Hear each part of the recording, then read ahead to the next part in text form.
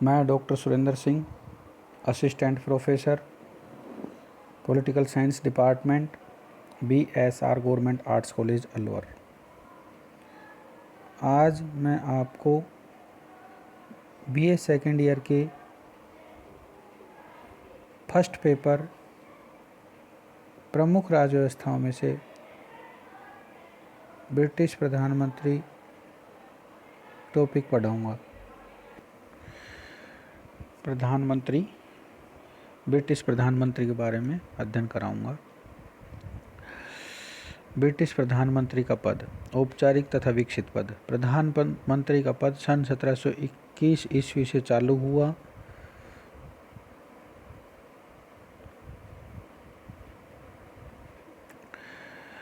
जब वालपोल प्रथम प्रधानमंत्री बने। इस पद का सबसे पहले उल्लेख सन 1878 में लॉर्ड बीकंसफील्ड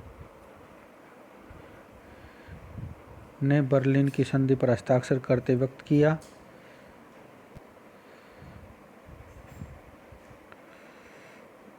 प्रधानमंत्री का पद अनौपचारिक है और उसका कोई कानूनी आधार नहीं है। इंग्लैंड की अन्य संस्थाओं की तरह प्रधानमंत्री का भी पद स्वतः विकसित हुआ है। उसका वेतन भी प्रधानमंत्री के नाम से नहीं अपितु राजकोष के प्रथम लॉर्ड के वेतन का ही भाग समझा जाता है। सन 1937 ईस्वी के राजमुकुट के मंत्रियों से संबंधित कानून में सबसे पहले प्रधानमंत्री राजकोष के पहले लॉर्ड के पद का अस्तित्व स्वीकार किया गया और उसके अधिकारी के लिए 10,000 पाउंड वार्षिक वेतन निर्धारित किया गया। आज भी इंग्लैंड का प्रधानमंत्री के नाते कोई वेतन नहीं पाता, इसलिए प्रधानमंत्री की शक्ति और सत्ता कानूनेतर आधार पर निर्भर हैं।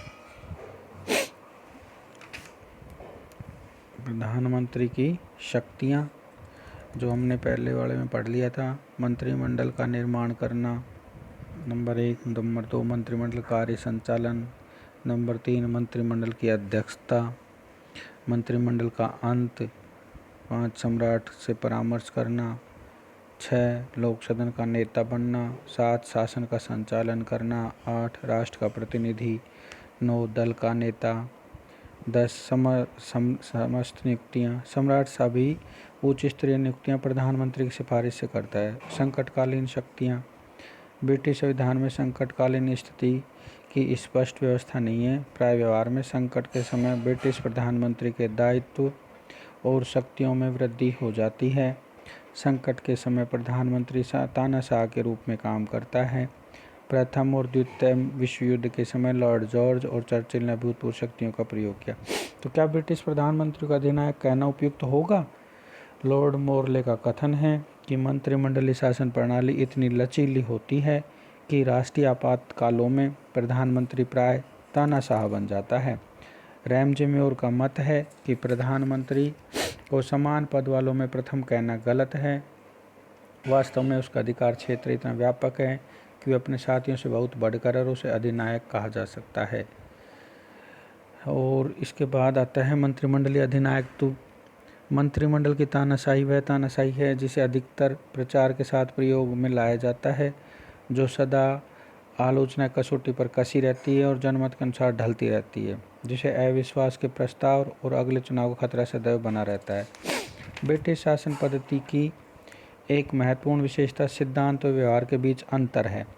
सिद्धांततः वहाँ मंत्रिमंडल लोक सदन के प्रति उत्तरदायी है, किंतु व्यवहार में मंत्रिमंडलीय अधिनायक तो स्थापित हो गया है। संसद मंत्रिमंडल की रबड़ की मोहर या मंत्रिमंडल के आदेशों का रजिस्टर मात्र रह गई है। रैमजे मेयर ने लिखा है कि मंत्रिमंडल के पास ऐसे अधिकार हैं कि इसे सर्वशक्तिमान कहा जा सकता है, चाहे वह अपने अधिकारों को प्रयोग करने में कितना भी असमर्थ क्यों न हो।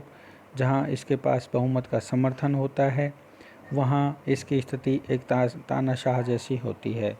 यह तानाशाही 2 पीढ़ी पहले की तानाशाही से अधिक निरंकुश है। लास्की ने भी मंत्रिमंडल के कार्यों की समालोचना करते हुए लिखा है कि मंत्रिमंडल राज्य के सर्वोच्च अंग का समर्थन प्राप्त कर समस्त कार्यों के लिए समान दृष्टिकोण अपनाने की भावना उत्पन्न करता है। मंत्रिमंडल की तानाशाही के संबंध में एडम्स ने कहा है कि कॉमन सभा केवल एक पंजीकरण करने वाली मशीन बनकर रह गई है। अब तो मंत्रिमंडल ही वास्तविक विधानसभा है। सिडनी लॉ ने इस तथ्य को इस शब्दों में व्यक्त किया है कि अब कॉमन सभा कार्यकारिणी विभाग को नियंत्रित नहीं करती, इसके विपरीत कार्यकारिणी ही कॉमन सभा को नियंत्रित करती है। मंत्रिमंडल की तानाशाही के कारण। नंबर 1, दलगत अनुशासन। जिस प्रकार 19वीं शताब्दी में संसद की सर्वोच्चता की व्याख्या को महत्व दिया जाता था, उसी प्रकार 20वीं शताब्दी में मंत्रिमंडल के अधिनायकत्व की विवेचना की जाती रही है। दलीय पद्धति के शक्तिशाली होने के कारण मंत्रिमंडल की शक्ति में उत्तरोत्तर वृद्धि हुई है। आज संसद के सदस्य जितनी कठोरता से दलीय सचेतकों के नियंत्रण में कार्य करते हैं, उतना पहले संभव नहीं था। आज किसी सदस्य का व्यक्तिगत अंतःकरण उतना महत्वपूर्ण नहीं है जितना कि दल की केंद्रीय सभा का निर्णय। यदि कोई सदस्य दलीय सचेतक के आदेशों का उल्लंघन करता है तो उसका दल से निष्कासन जरूरी है। सामूहिक उत्तरदायित्व की भावना।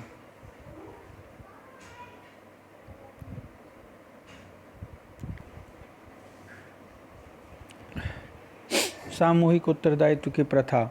मंत्रिमंडल के अधिनायकत्व का दूसरा कारण मंत्रियों का सामूहिक रूप से उत्तरदायी होना है। प्रत्येक मंत्री जानता है कि उसकी गलती से संपूर्ण मंत्रिमंडल के गिरने की संभावना है। फलतः वह एक टीम के रूप के रूप में कार्य करता है। प्रत्येक कार्य में एक दूसरे की सहायता करते हैं। नंबर 3 पॉइंट है लोक सदन के विघटन का अधिकार।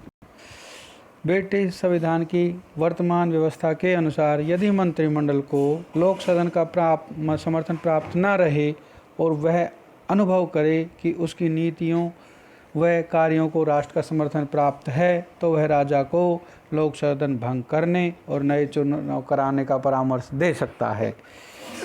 यदि मंत्रिमंडल ऐसा करे तो लोक सदन के सदस्यों को पुनः चुनाव की कठिनाइयों का सामना करना पड़ता है। इस धमकी के हथियार के कारण लोक सदन के सदस्यों को अंकुश में रखा जा सकता है। इसलिए फाइनर कहते हैं कि लोक सदन का कुछ रचनात्मक उत्साह मंत्रिमंडल द्वारा भंग करने की धमकी से नष्ट हो जाता है। नंबर 5 संसद की कार्यविधि। संसद की कार्य प्रक्रिया भी उस पर नियंत्रण लगाती है। कार्यभार की अधिकता के कारण लोक सदन में सामान्य समापन, मुखबंद, कंगारू समापन की व्यवस्थाओं का प्रयोग किया जाता है। इनके द्वारा संसद में सदस्यों की वाद विवाद की स्वतंत्रता परिसीमित कर दी जाती है। नंबर 5 संसदीय जीवन। संसद के सत्रों में प्राय इतना कार्य होता है कि मंत्रिमंडलियों की गतिविधियों का निरीक्षण करने का न तो अवसर होता है और न ही समय होता है।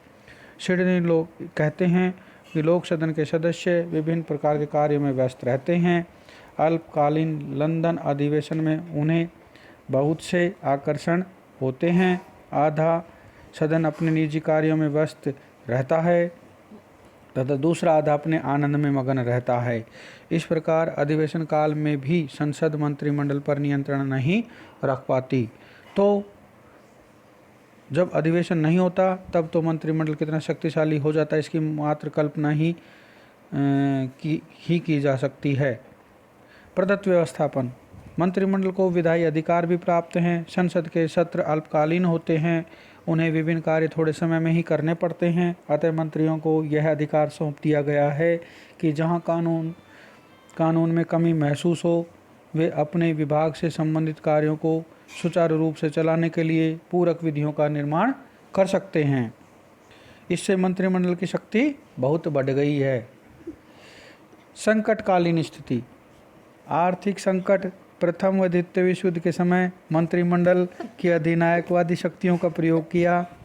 लॉर्ड जॉर्ज और चर्चिल ने राष्ट्र की रक्षा के नाम पर संसद की स्थिति गौण बना दी है। मंत्रियों ने संसद को सूचना दिए बिना ही उन शक्तियों का प्रयोग किया जिनका प्रयोग जार और सीजर नहीं कर सकते थे। 8 नंबर प्रशासकीय गुण। प्रशासकीय न्याय व्यवस्था के विकास ने मंत्रिमंडल को और भी शक्तिशाली बना दिया है।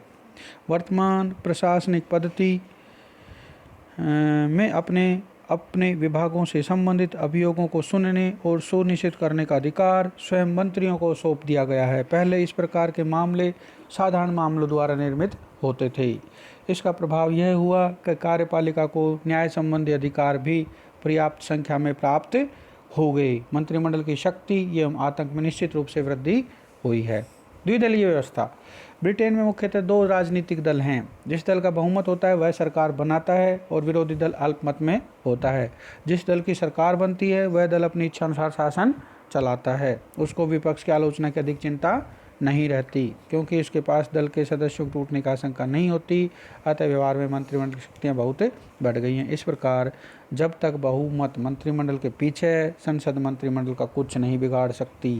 कीथ इसलिए कहते हैं कि संसद के प्रति मंत्रिमंडल की स्थिति तानाशाही की है। जेनिंग्स ने भी स्वीकार किया है कि जिस शासन की पीठ पर प्रबल बहुमत का हाथ है वह कुछ समय के लिए अधिनायकवाद स्थापित कर लेता है।